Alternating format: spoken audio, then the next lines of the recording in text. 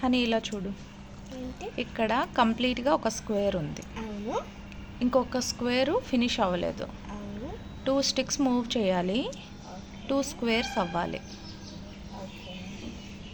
Try చేయు, దీన్ని తీసి ఇక్కడ పెడితే అప్పుడు ఒక స్టిక్ ఉండిపోతుంది కదా. చేస్తే రిమూవ్ చేయాలి అప్పుడు ఇది. సో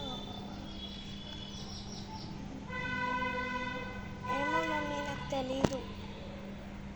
ఆలోచించురా, ట్రై చేయి, వస్తుంది.